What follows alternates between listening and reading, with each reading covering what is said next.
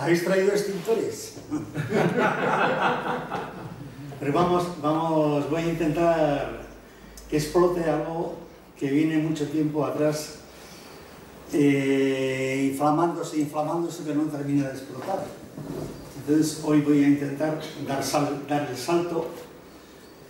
Tengo que dar gracias a Josu Naverán, que es el que me puso un poco en línea con su teoría de los ruidos esos iniciales que no sabemos de dónde vienen. Entonces yo lo que he hecho es investigar todos esos ruidos, pensar y demostrar o querer demostrar de dónde pueden venir esos ruidos y ligarlos a la teoría nuestra, a la mía, de que están muy atados a los ruidos de la naturaleza y de las personas. Entonces, voy a empezar hablando un poco del neandertal. Podemos hablar del neandertal, pero no sabemos nada tampoco. El neandertal, según me decía Rivero Meneses, un investigador santanderino, no hablaba ni emitía gruñidos y cosas así, y por lo tanto rechazó de plano mi postura de que se utilizaban esos ruidos para hablar. No. Entonces, el neandertal vocalizaba los sonidos, podía emitir gruñidos o sonidos, pero ¿podía vocalizar? Pues esa es la pregunta que vamos a intentar responder ahora. Entonces, sabemos lo que llamamos onomatopeyas, que son, onomatopeya significa sonido parecido, en griego, sonido parecido, y en euskera, antzeko hotsa, sonido similar, parecido. Pero a ver, ¿todos los ruidos tienen onomatopeyas? Esa es la gran pregunta. Porque cuando oímos onomatopeyas siempre nos acordamos de las conocidas, ¿no? Del guau, del miau, ¿no? Pero claro, los animales, como las personas, emitimos muchísimos ruidos.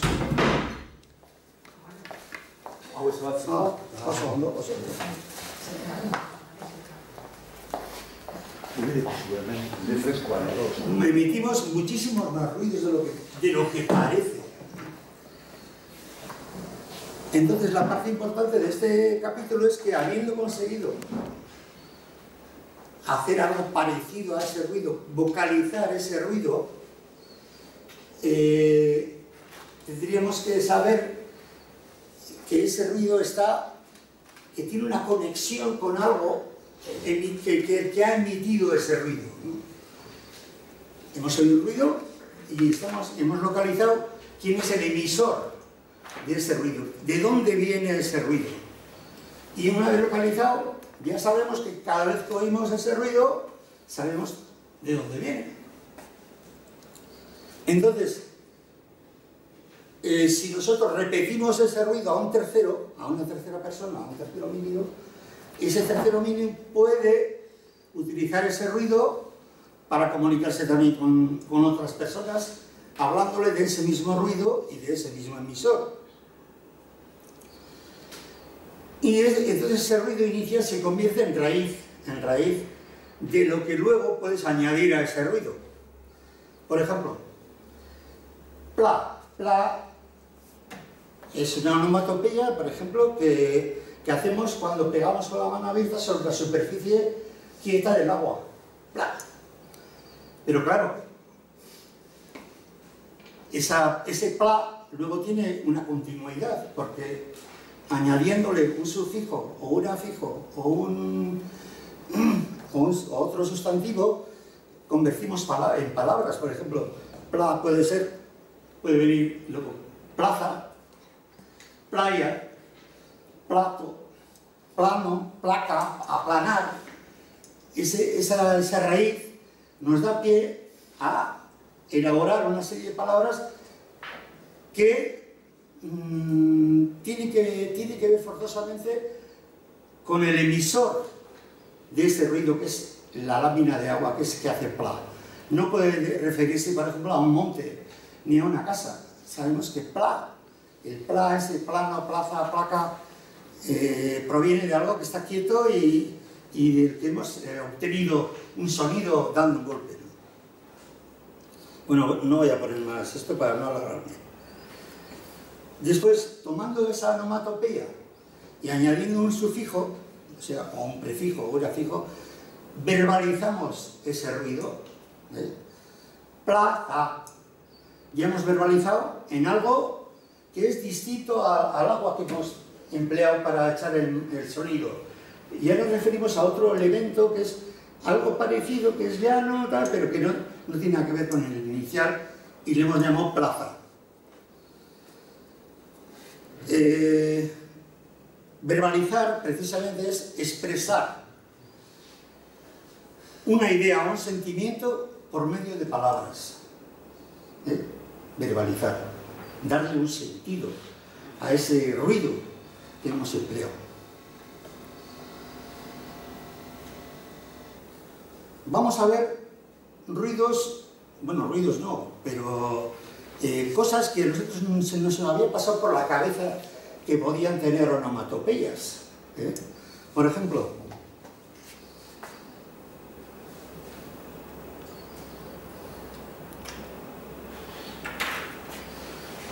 si hacemos una toma de aire fuerte con la boca,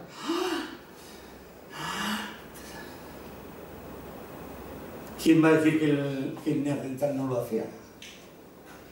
Supongo que si hacía el mismo gesto con la boca de tomar aire, también haría ruido parecido. Entonces, ¿cómo podemos llamar a ese ruido? Vamos a poner aquí que sea una larga y una R, que es aspirar con la boca abierta. Si hacemos al revés, expulsar el aire por la boca, podemos poner algo parecido así, ¿no?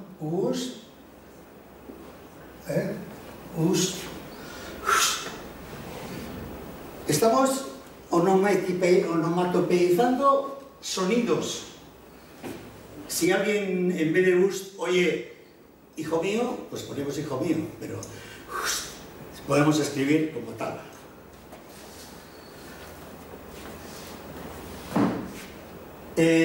Si tomamos el aire por la nariz, también hacemos un ruido, que a nosotros no nos había pasado nunca por la cabeza que eso podía ser un ruido, pero ¿podemos onomatopeizar ese ruido? Pues sí, podemos decir que el aspirar por la nariz es hacer por ejemplo. Y lo contrario de echar el aire por la nariz, podemos verbalizarlo también diciendo como Z, ¿no?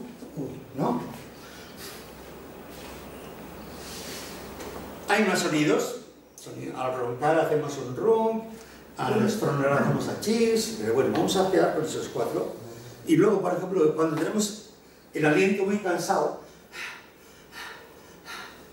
podemos verbalizarlo o escribirlo como así, ¿no? Y una H así, porque es un sonido. Vale. Naturalmente, si nosotros queremos que las vocalizaciones lleguen al personal nuestro que nos rodea, a nuestra tribu, les podríamos decir que, bueno, mira, esto hemos sacado de hacer con la boca, el aspirar fuerte el aire, esta con echar fuerte el aire, etc., ¿no? Y entonces, ¿por qué digo eso? Porque los ruidos que queremos transmitir, o las vocalizaciones que queremos transmitir, tienen que ser conocidas por el resto de la tribu. No podemos emitir un sonido que la tribu no desconozca, porque entonces no va a saber de qué iba ese ruido, ¿no?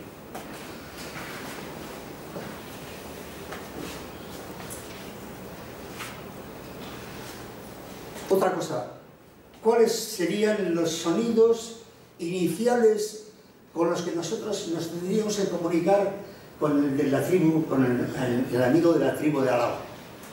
Pues tendrían que ser sonidos muy cercanos a nosotros. No podemos hablar del Monte Gorbea cuando no sabemos dónde está, pero el amigo este de la tribu sabe de dónde viene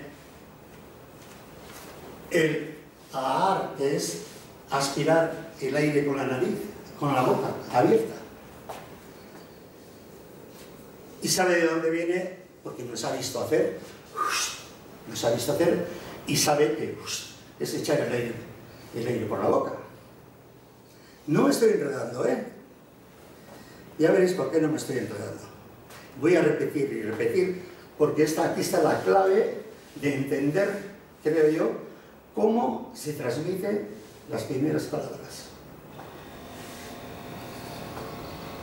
Entonces, si hemos verbalizado esto en 5 palabras, ar, us, más suave, a, cuando estamos cansados,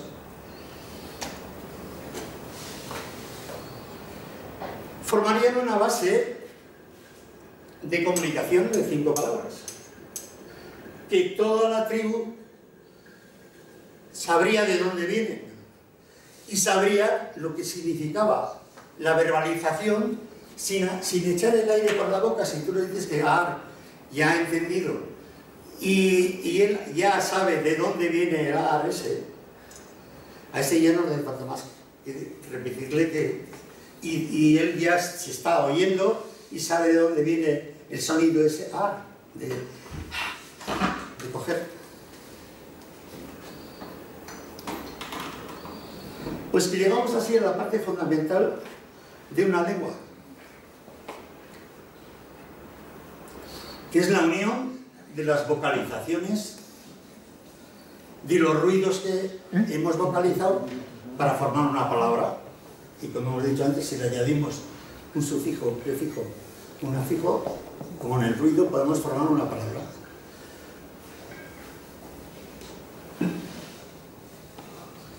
Queridos amigos, os presento cómo fueron las primeras palabras en euskera. ¿Por qué? Porque coger el aire por la boca, en euskera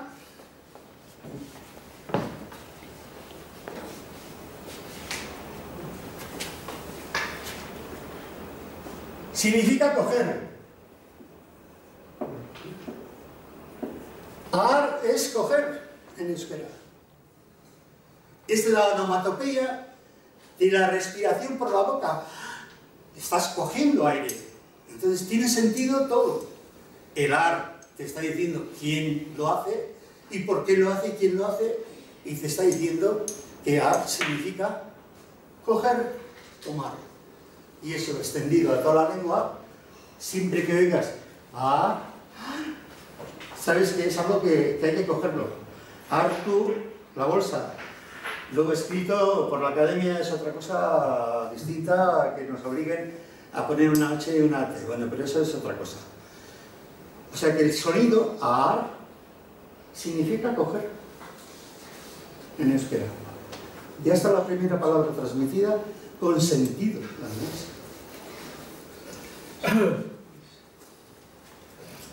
Qué casualidad que vaciar no, echar el aire por la boca fuerte, que con el consenso de todos, hemos escrito en euskera significa vaciar. Es vaciar en euskera. Ustu es vaciar. Vacía, eso, vaciar. ¿Por qué? Porque en el momento de hacer ese ruido, estamos vaciando el cuerpo de aire. Y en euskera es vaciar. O sea que el euskera mantiene todavía, después de miles y miles y miles de años, el sentido inicial de los ruidos del... ¿Quién me dice que el cromañón o el neandertal no hacían cuando querían vaciar el aire de los pulmones? Pues estaban hablando. Bueno, el euskera recogió y sigue manteniendo exactamente con el mismo sentido esas palabras, esos sonidos, con el mismo sentido que el primer día.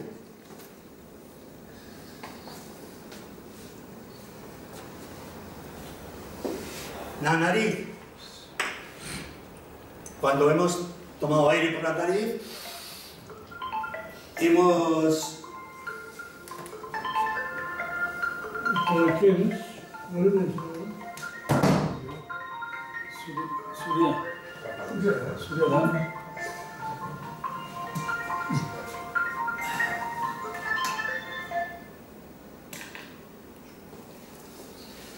Hemos consensuado entre todos que escribiríamos uz.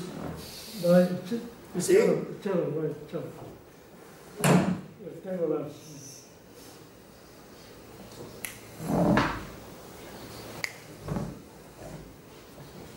Uz lo hemos consensuado entre todos, ¿eh? Eso yo cuando hemos escrito me había dicho que estaba en contra de escribir uz como una toma de aire por la nariz.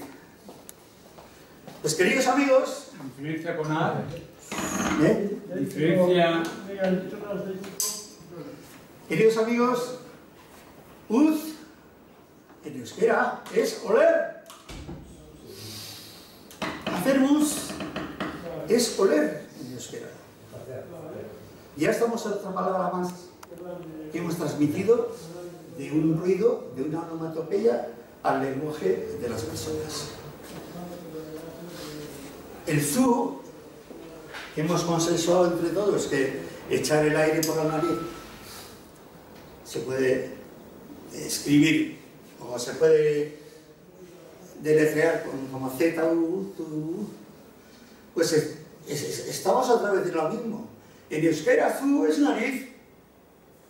Zu es nariz. O sea que estamos utilizando ruidos paleolíticos de cuando no sé cómo llamarle, qué tipo de homínido utilizaba esto.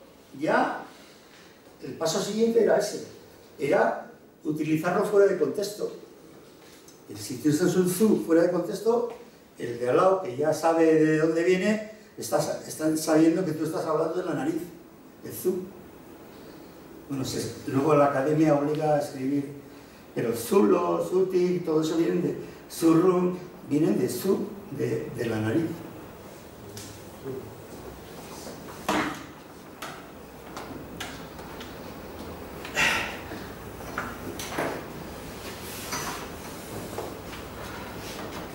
Y edad, pues igual. Cuando estamos cansados, ¿qué hacemos? Pues en euskera, queridos amigos, es aliento. Aliento en euskera se dice atza. O sea que esto es una primicia, ¿eh? No oigo ningún aplauso. Al final. Menos Josu, que se ha perdido el discurso, que yo aprendí, pero he indagado en las propuestas de Josu, de los sonidos iniciales que hace en sus vídeos del us, habréis oído, si habéis visto, el us, el ja, pero yo lo que he hecho es localizar de dónde pueden venir esos sonidos previos, que no son más que verbalizaciones de los sonidos que echamos nosotros normalmente. Y luego ya a eso le puedes añadir otros montón de miles de sonidos más.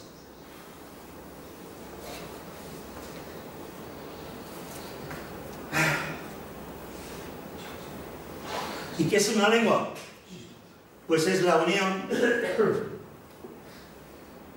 de las verbalizaciones que hemos hecho de los sonidos, una vez consensuados lo que significa cada sonido.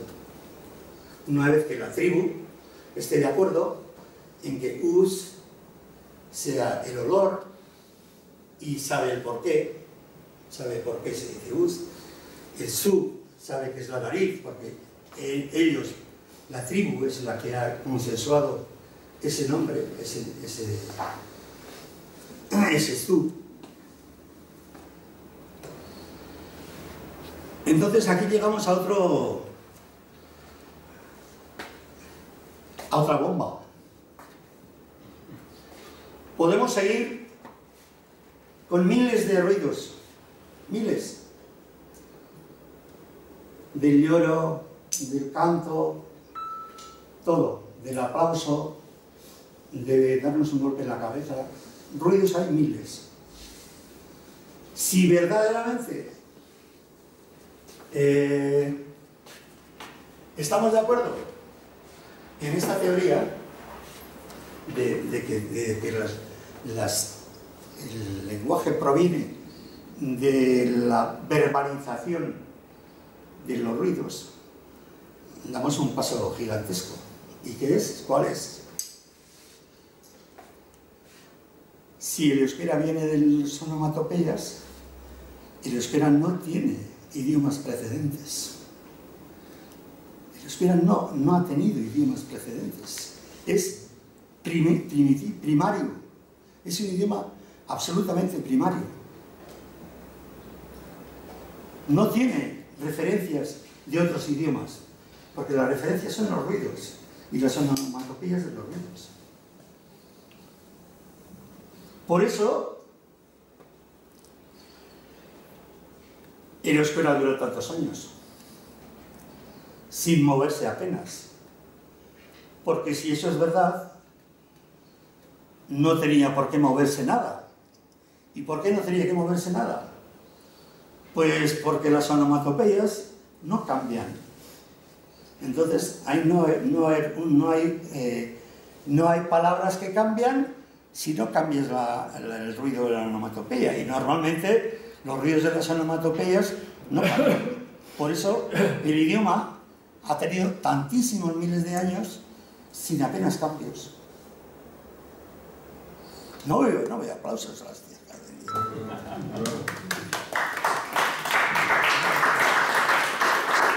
No, sin sonrisas. Soy muy aventurado y muy rompedor. Entonces... Sin sonrisas. No. Bueno,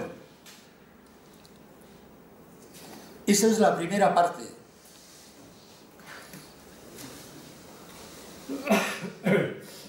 Entramos ahora en la parte más subjetiva de la formación de un idioma, que abarca un sinnúmero de variantes, ¿no? El orden de inclusión de las onomatopeyas en las palabras puede variar de una tribu a otra, de una familia a otra, pues como ahora hacemos nosotros nuestras propias lenguas particulares en nuestras familias. No hay familia que no tenga su docena o sus 2 docenas de palabras que las usan exclusivamente los de la familia y nadie más sabe de qué están hablando si utilizan esas palabras inventadas por la propia familia, ¿no? Eso sería el nacimiento de las lenguas derivadas de la principal o de la raíz. Luego hay otra variante para la hora de discernir eso, que según quién y dónde y cómo, pues introduzcan variables en la pronunciación de esas palabras, ¿no? Pues por ejemplo, la R y la doble R, eso es muy subjetivo. El uso de la R o la doble R es muy subjetivo.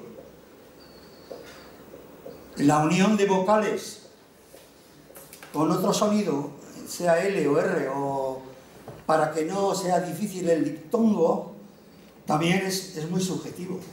En Oñate dicen se sabe ya, y en Arrasate se hostia entender. Entonces,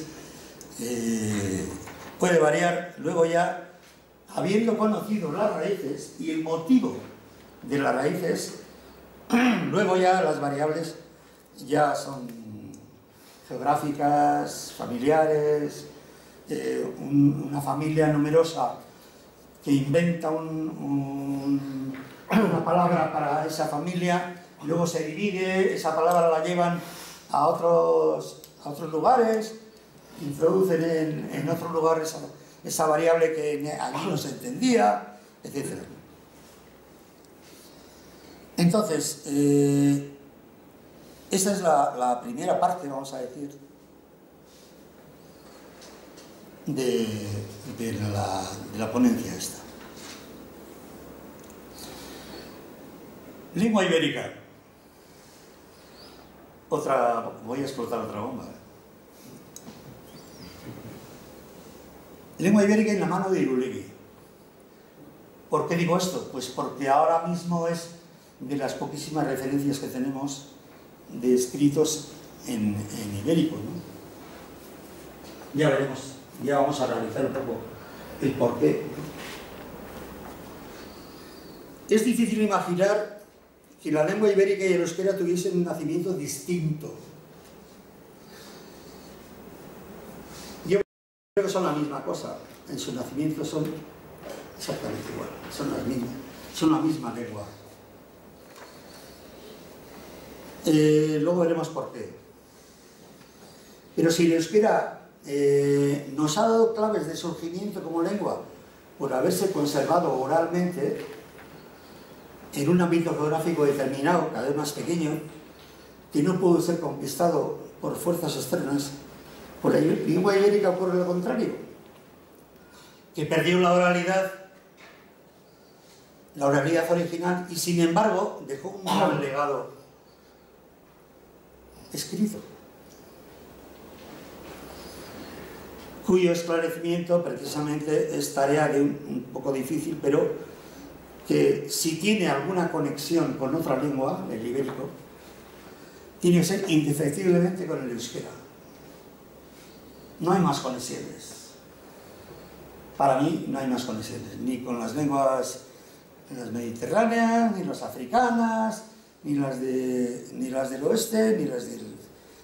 no. Yo creo que la más antigua de todas en el área mediterránea es el ibérico, junto con el euskera, que yo creo que nacieron a la vez, como vamos a ver con unos ejemplos. Pero bien, ¿qué tipo de estructura gozaba la lengua ibérica? El euskera es una lengua aglutinante. Ponme Patagonia.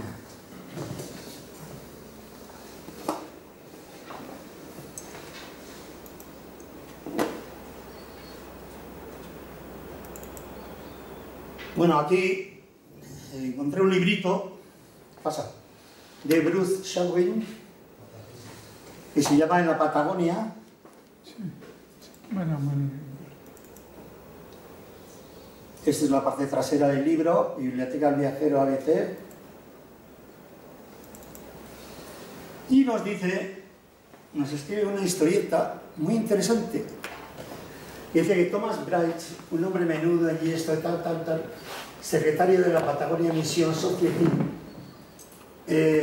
hacia 1886, al ver que los indios desaparecieron, gradualmente comprendió que los días de la misión estaban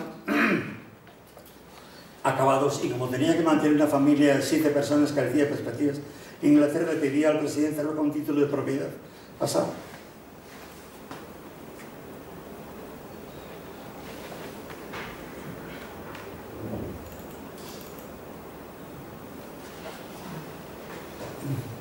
Bueno, en Harton, el Thomas Bright había tenido el oído y la paciencia necesarias para pasar mucho tiempo en compañía de un indio llamado George Ococo y dominar la lengua en la que Darwin se había burlado del Ococo, la lengua. Y para su sorpresa descubrió una complejidad sintáctica y un vocabulario que nadie había sospechado que pudieran existir en un pueblo tan primitivo. Y a los 18 años resolvió compilar un diccionario que lo ayudara a inculcarles de todas maneras su religión. Pero bueno, había recogido unas 32.000 palabras. Los de Ococo, de la tribu, que ya la eliminaron completamente de la parte de esto de la tierra, sin haber empezado a agotar, dice, las reservas de la expresión de los indios. 32.000 palabras que ni siquiera tocaban fondo. Pasa.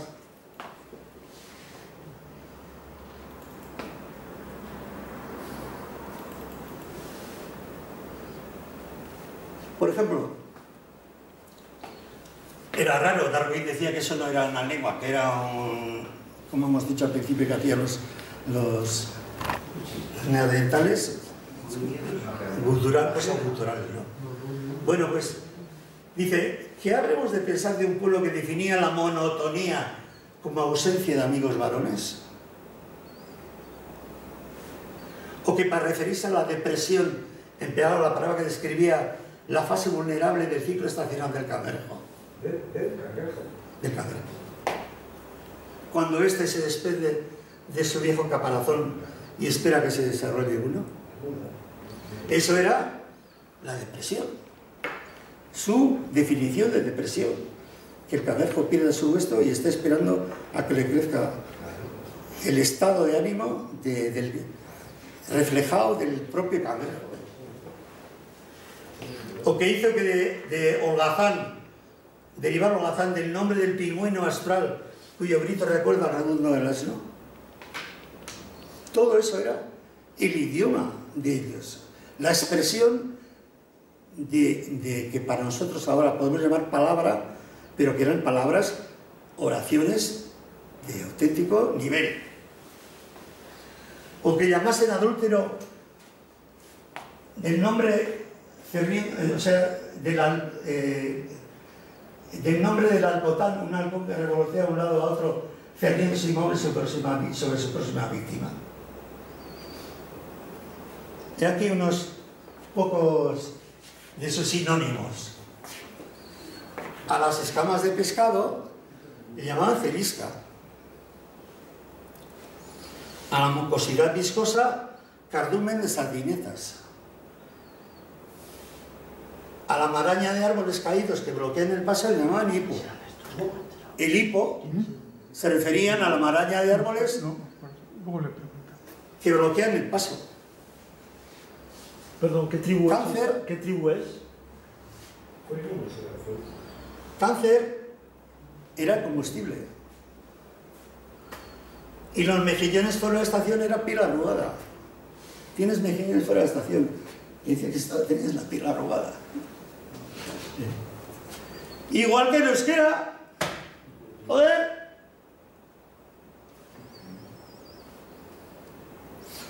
Es una lengua aglutinante que Darwin rechazó, diciendo que era... andan diciendo chorradas o no saben lo que dicen. Pero, si vemos,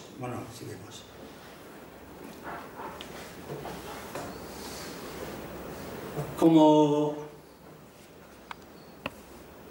ejemplo, ponemos la mano de Irulegui. La mano de Irulegui nos dicen que es zorioneko. A quien no sabe nada, para él es una palabra. Pero para quien está introducido en un idioma sabe que eso es una frase. Porque so, o so, en euskera es el cuerpo. Soin, hacer so, que viene del ruido de frotar la palma de la mano en el pecho. A los que tienen mucho pelo, hace so. Soin es frotarse. Pero el castellano también tiene cogido de otra palabra parecida, que es sobar.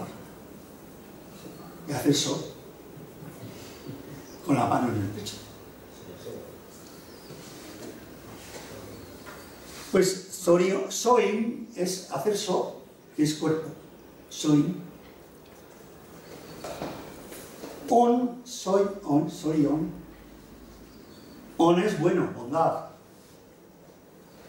Buen cuerpo. Sorion es buen cuerpo. Sorion eco o esco, cuerpo feliz. Sorion esco es cuerpo feliz. Pero puede tener otras terminaciones, cuidado. No hay una sola, porque es una lengua aglutinante. Porque puede acabar sorionzu.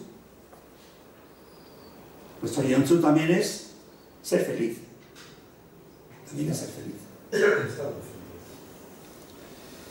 Por eso es evidente conocer la necesidad de conocer los dos idiomas para poder hacer una comparativa de frases por bloques. Porque si lo hacemos linealmente, es posible que podamos descifrar el sentido, el sentido gramatical de la palabra, pero digamos, esto no tiene ningún sentido dentro de esto. Por eso hay que tener mucho cuidado a la hora de descifrar el ibérico con el euskera. También puede pasar que en el euskera hay muchísimas palabras que se escriben lo mismo, se dicen lo mismo, pero unos hablan con la R y otros hablan con la S. Por ejemplo, esan, decir, esan, en Guipúzcoa se dice esan, pero en Navarra se dice erran. Es lo mismo. Decir, en Navarra dicen erran, en Guipúzcoa esan. Y en Vizcaya esan. Bost se utiliza en Vizcaya como 5, bost, pero en Navarra dicen borts, no dicen bost. Cuidado con la introducción al hacer la descripción del idioma ibérico. Luego el euskera tiene muchas palabras influenciadas por la toma de aire, de la aspiración. Y toma y esta, ¿no?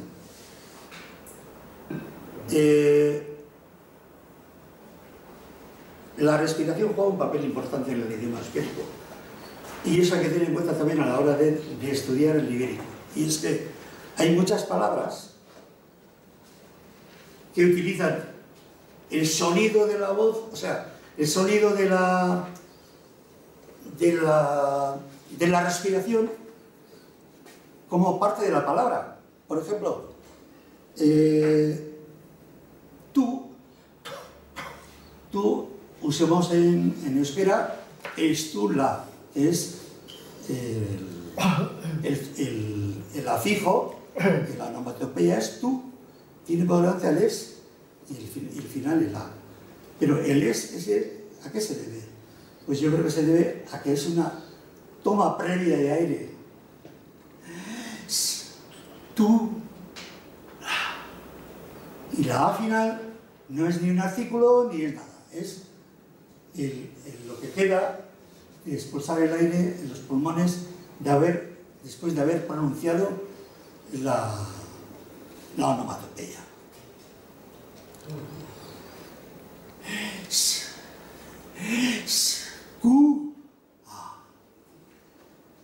Es toma previa de aire para tener el pulmón con fuerza para echar la onomatopeya de Q, que es de la mano, y el A final no es más que la expulsión del aire sobrante. Y así hay cientos y cientos y cientos y cientos de palabras.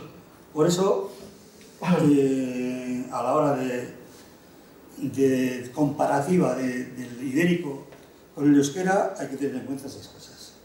Y por último, me pregunto, ¿de verdad desapareció la lengua ibérica entre nosotros?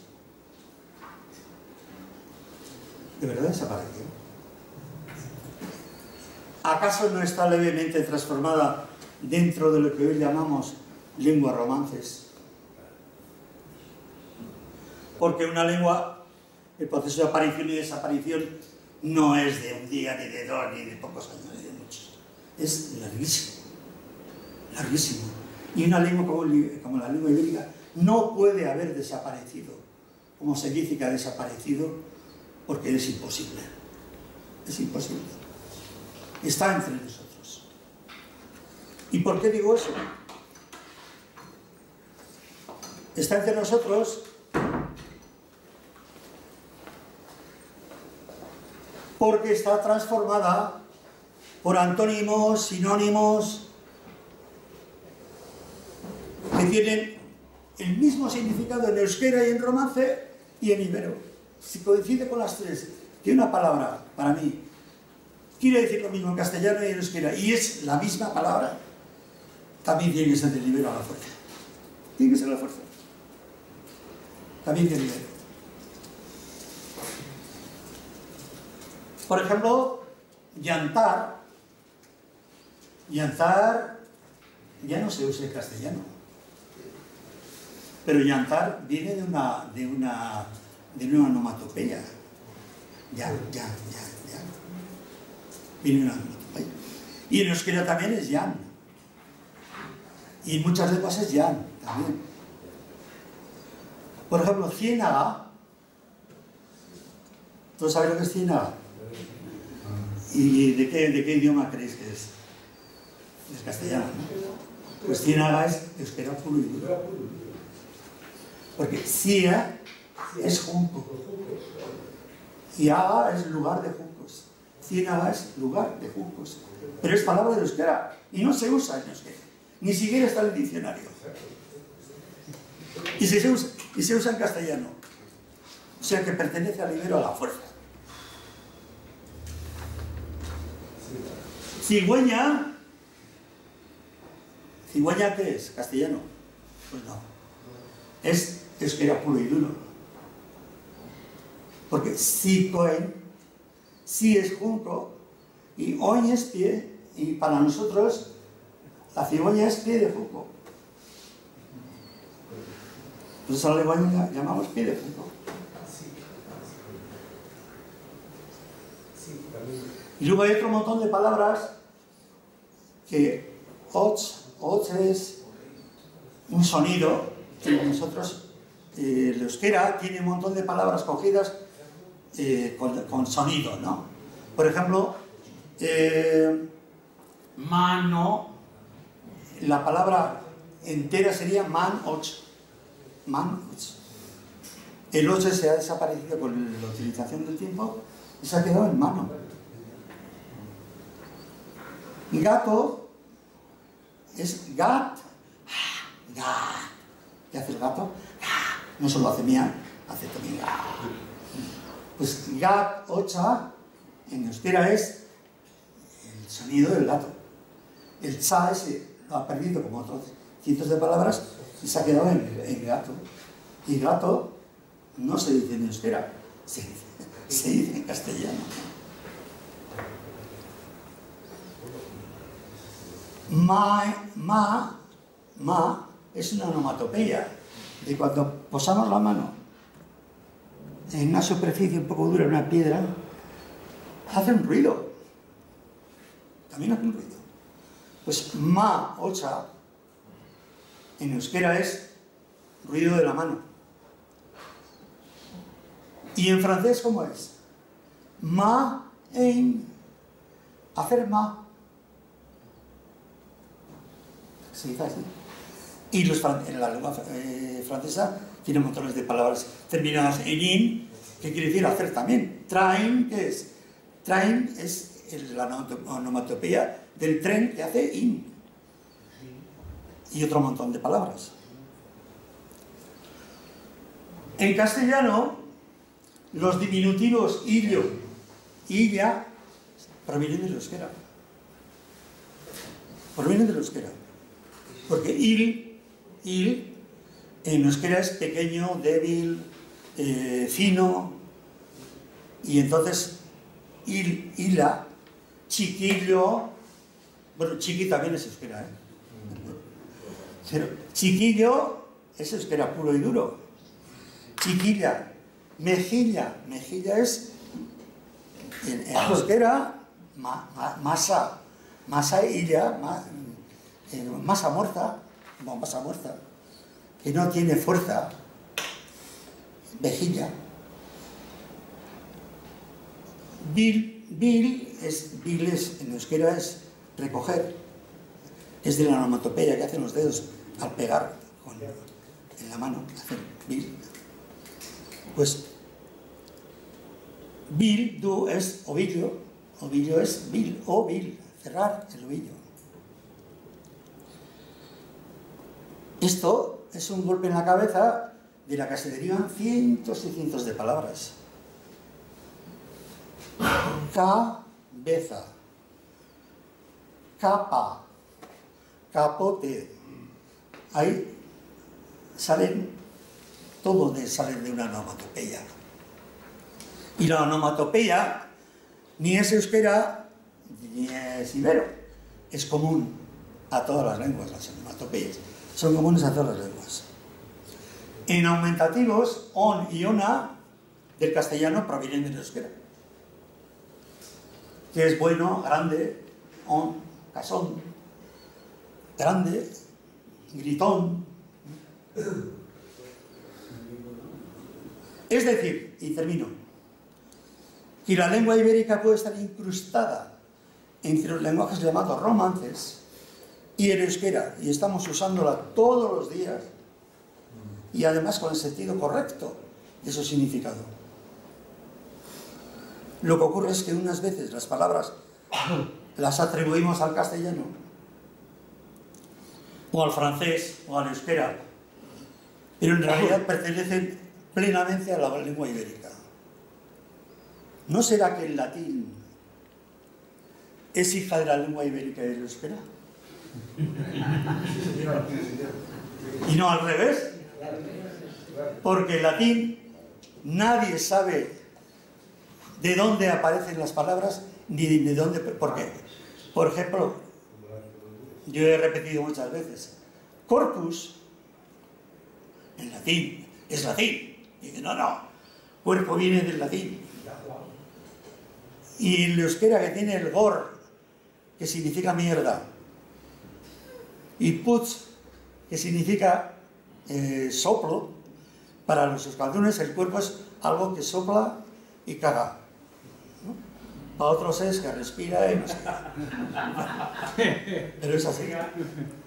Pues corpus viene del euskera, y no al revés. El latín no sabe de dónde salió lo de corpus. Bueno, ya acabamos.